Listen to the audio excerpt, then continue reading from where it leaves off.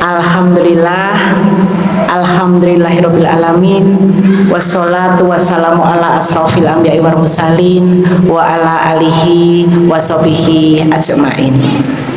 Ini saya nggak bisa melihat semua ya, karena saya terlalu pendek ini kadang-kadang. Alhamdulillah, Bapak Ibu sekalian, puji syukur kita panjatkan kehadirat Allah Subhanahu wa taala pada malam yang ke-29 jelang 30 ya. Alhamdulillah kita diberi nikmat sehat sehingga bisa menjalankan puasa Ramadan, kemudian menjalankan sholat tarawih dan menjalankan ibadah-ibadah lain di bulan Ramadan ini dengan suasana dan hati bahagia dan diberi nikmat sehat. Puji syukur alhamdulillah kepada Allah Subhanahu wa taala.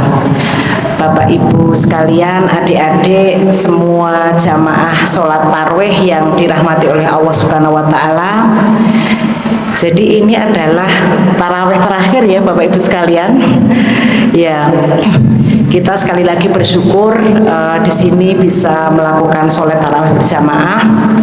Pada malam hari ini saya diberi amanah oleh takmir masjid atau pengurus masjid dari Masjid Walidah Dahlan di Universitas Aisyah Yogyakarta ini untuk menyampaikan materi terkait dengan etika informasi dalam Islam. Bapak Ibu jamaah sholat tarawih yang saya hormati, saat ini tuh kita hidup di dua alam ya, di dua alam. Kita sebagai citizen warga negara dan juga netizen. Netizen itu warga di dunia maya. Ya kan, di dunia maya, walaupun kita di rumah tapi ternyata kita terhubung dengan yang lainnya lewat jaringan internet. Jadi kita hidup dalam dua kehidupan begitu ya Bapak Ibu sekalian. Nah, dan masyarakat kita, masyarakat Indonesia itu 81% masyarakat kita itu aktif bermedia sosial. Saya kira Bapak Ibu sekalian tidak ada yang, hampir semuanya memiliki juga media sosial ya. Ini karena 81% masyarakat Indonesia itu aktif bermedia sosial seperti itu. Bahkan kita itu menempati posisi ke-9 yang masyarakatnya itu menggunakan media sosial itu dalam hitungan waktu 3 jam 10 menit. Ini adalah durasi yang cukup tinggi karena rata-rata masyarakat global di dunia itu hanya 2,5 jam per harinya. Jadi kita sudah melebihi rata-rata 3 jam lebih 10 menit atau 8 menit per hari. Ini luar biasa. Rata-rata kan banyak, yang paling banyak saat ini setelah ada TikTok, kayaknya semua orang sangat familiar dengan TikTok ya Bapak Ibu sekalian, menggunakan TikTok, kemudian YouTube, WhatsApp ini yang paling juga banyak, kemudian Instagram. Mungkin kalau yang sudah senior-senior seperti saya ini, Bapak Ibu juga menggunakan Facebook seperti itu. Nah, kehidupan kita itu selain kita bertemu seperti saat ini di masjid, mungkin juga di pasar, di kampus, di kantor, tetapi kita juga terhubung dan bertemu sebagai netizen ya, warga negara dunia maya begitu. Kita terhubung dan saling berkomunikasi. Bapak Ibu sekalian, mungkin kita sering mendengar ya istilah-istilah anak-anak muda nih biasanya nih. Saya anak tua pun juga mendengar ya, FOMO, istilah-istilah FOMO. Sering mendengar nggak Bapak Ibu sekalian? Nggih? FOMO. Kalau artinya sebenarnya apa ya? Dia bahasakan fear of missing out. Atau kita punya perasaan takut ketinggalan informasi. Apa ya informasi yang paling baru tuh? Wah, kita scrolling begitu. Karena kita punya perasaan FOMO itu tadi. Nah, saya kira banyak anak-anak muda juga yang takut ketinggalan. Ada istilah juga mager ya Bapak Ibu sekalian, adik-adik, mas-mas, kakak-kakak, mbak-mbak. malas gerak. Nah dulu nggak ada istilah seperti itu. Setelah kita menjadi warga negara dunia maya atau netizen, banyak istilah-istilah yang ternyata baru begitu ya. Ada yang orang mengatakannya, cari bahasa Indonesia apa ya, dumb scrolling ya, orang yang terus menerus mencari informasi dan itu menelusurinya di media sosial untuk membaca berita-berita yang buruk, yang menakutkan, yang kadang tidak baik seperti itu. Bahkan muncul istilah namanya apa, otak gitu ya, brain riot ya, menggambarkan kondisi mental gitu ya, dimana otak kita serasa mati, tidak ada motivasi, sulit fokus gitu ya, atau seringkali kita terjebak dalam kebiasaan yang tidak produktif seperti itu. Bahkan ada istilah juga bed rotting ya, bed tempat tidur ya, rebahan berjam-jam. Pernah merasakan nggak ya, main HP gitu ya, minim gerak seperti itu. Nah itu beberapa istilah karena kita menjadi warga di dunia maya atau netizen seperti itu. Nah sekarang mungkin kita juga mengenal istilah buzzer ya, buzzer atau namanya seringkali pendengung ya, meskipun dulu istilah buzzer itu istilahnya baik, tapi sekarang karena era dunia politik, sekarang buzzer itu banyak digunakan untuk menyebut orang-orang yang menyebarkan hal-hal yang seringkali sudah tidak baik, jadi sudah mengalami makna peyoratif.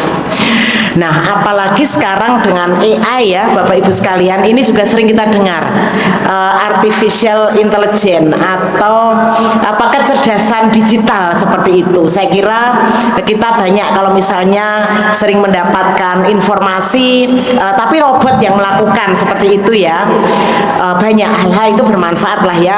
AI itu banyak bermanfaat untuk kalangan mahasiswa.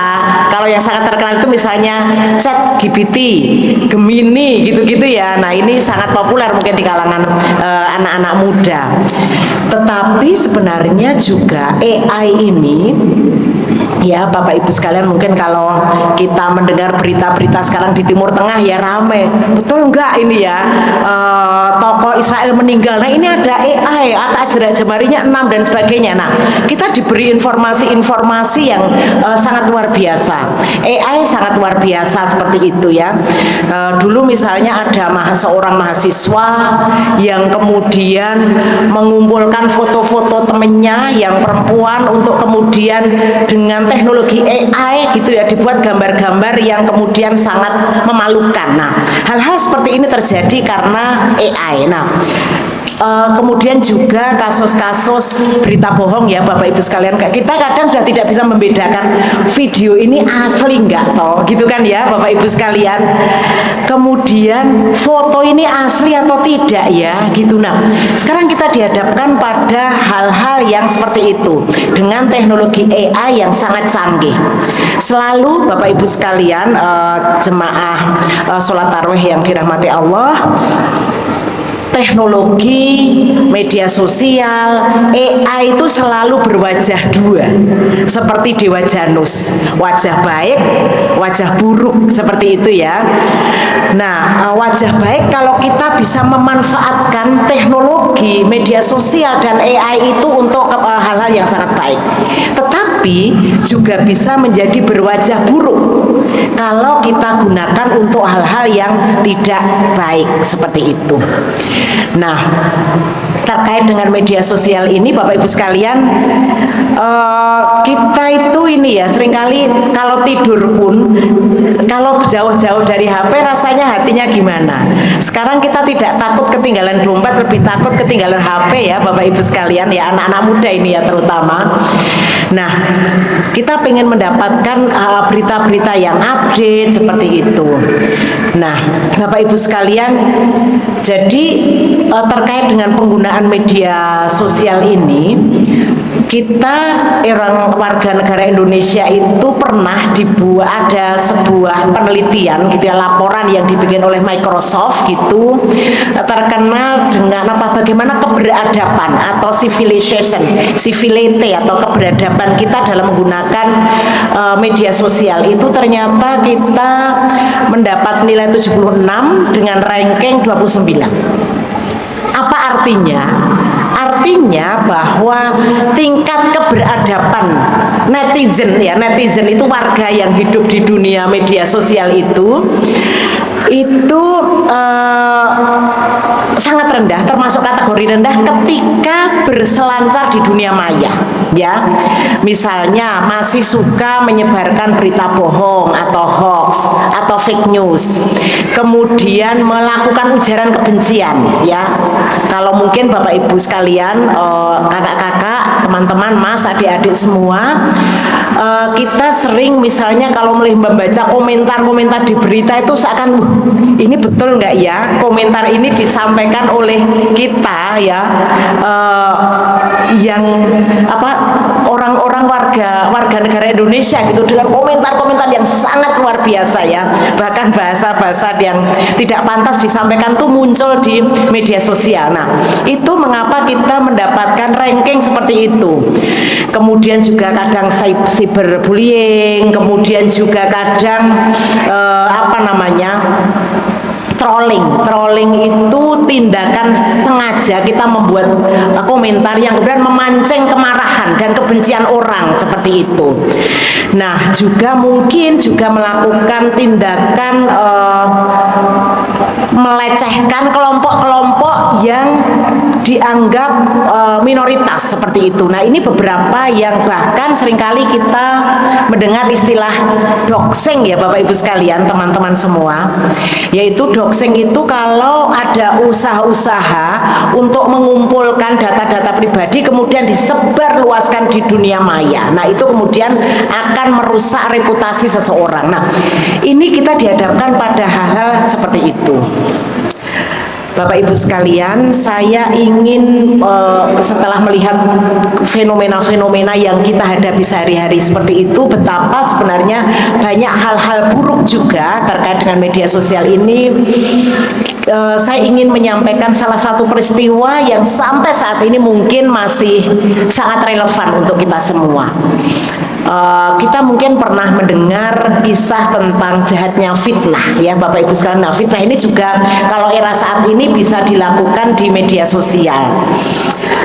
Kisah Aisyah, istri Rasulullah, ya, ketika dalam rombongan, ya, Rasul bersama sahabat-sahabatnya bersama Aisyah kembali ke Madinah.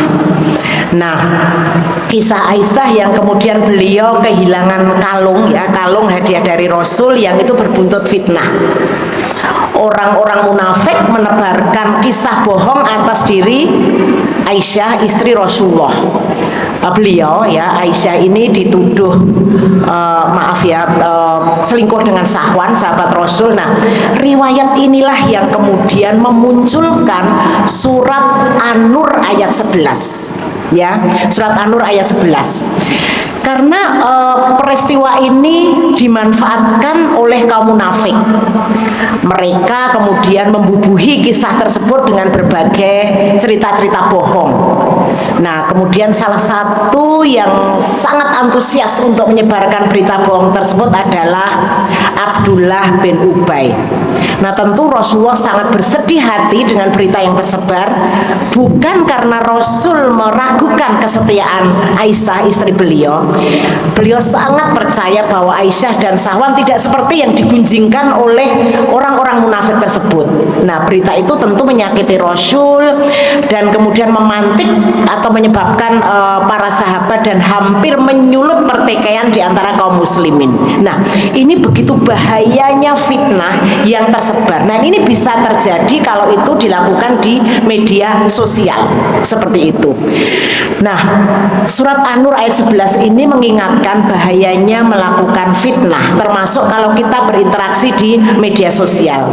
Apalagi ini, ya, platform media sosial itu semakin beragam. Tadi sudah saya sampaikan ada TikTok, ada YouTube, ada kemudian Instagram, Facebook, X atau Twitter, seperti itu, ya. Maka kita hanya dengan jari kita sangat mudah membagikan kabar hoax atau berita palsu. Nah, tentu perilaku ini sangat dilarang oleh Islam karena dampak fitnah itu luar biasa biasa selain membahayakan orang lain dan juga akan bisa menyebabkan konflik. Nah, dalam hal ini juga kalau melihat merujuk pada kisah tadi, ini juga tentu pembunuhan karakter pada diri istri Rasulullah yaitu Aisyah ya. Bahkan Aisyah sampai kemudian ketakutan, kemudian tidak bisa tidur dan mengalami kesedihan yang luar biasa karena fitnah yang disampaikan oleh kaum munafik dan hampir gitu ya menyebabkan atau menimbulkan konflik di antara mereka, bahkan peperangan seperti itu. Nah, jelas Islam juga selain itu, agama kita atau Islam juga sangat melarang dan sangat jelas mengatur untuk kita mengolok-olok orang lain, bahkan termasuk melalui media sosial ya. Seringkali kan kita mengolok-olok orang melalui media sosial ya, kalau kita melihat media-media kabar-kabar berita di media sosial itu. Nah, kita tidak boleh gibah. Nah, seperti di dalam surat Al-Hujurat ayat 7, 11 dan 12 jelas berita bohong, fitnah itu bisa menimbulkan malapetaka dan juga merusak peradaban bangsa. Bapak Ibu sekalian, hal yang lain yang juga dianjurkan oleh Islam kepada kita semua di dalam Al-Quran juga bagaimana kita sangat dianjurkan untuk menjaga lisan kita. Nah, oleh karena itu di dalam dunia digital itu kita sangat dilarang ya untuk memberikan komentar yang buruk atau menyakiti orang lain, karena itu bagian dari menjaga lisan. Salah satu hadis ya misalnya disampaikan oleh Ahmad yang menyampaikan bahwa sesungguhnya orang mukmin itu orang yang tidak suka melaknat, tidak suka mencela, berkata keji atau jorok dan kotor. Termasuk hal-hal itu dilarang ketika kita menggunakan media sosial. Nah, ini Bapak Ibu sekalian, jadi larangan kita karena media sosial itu sudah menjadi bagian dari hidup kita, dari kita tidak bisa terlepas dari tangan kita terkait dengan media sosial ini, maka Islam sudah betul-betul mengajarkan kepada kita untuk berhati-hati gitu ya, berhati-hati ketika menggunakan media sosial. Jangan sampai kita membuat fitnah di media sosial. Yang kedua, kita juga dilarang untuk melakukan mengolok-olok ya, melakukan membuat kata-kata yang tidak baik melalui media sosial. Dan yang ketiga, kita diminta untuk menjaga lisan kita atau mengata-ngatai seseorang atau institusi dengan melalui media sosial yang memang sudah ada dalam genggaman kita. Bapak Ibu sekalian, ini adalah refleksi kita bersama, termasuk mengingatkan kepada saya untuk juga selalu teringat akan nasihat-nasihat yang sudah diajarkan baik lewat Al-Quran maupun lewat hadis yang kita dihadapkan pada kehidupan kita, bahwa kita hidup dalam era digital dan sangat dekat sekali dengan media sosial. Demikian Bapak Ibu sekalian yang bisa saya sampaikan. Semoga menjadi pembelajaran untuk kita semua, dan kita semua berada di sini selain sholat tarawih, sholat isya, dan juga mendiskusikan hal-hal seperti ini, merefleksi dan mengingatkan kita semua. Semoga menjadi amal soleh untuk kita semua. Mohon maaf jika ada salah dan kurangnya. Nasrun minallah wa fathun qarib wa basril mu'minin. Wassalamualaikum warahmatullahi wabarakatuh.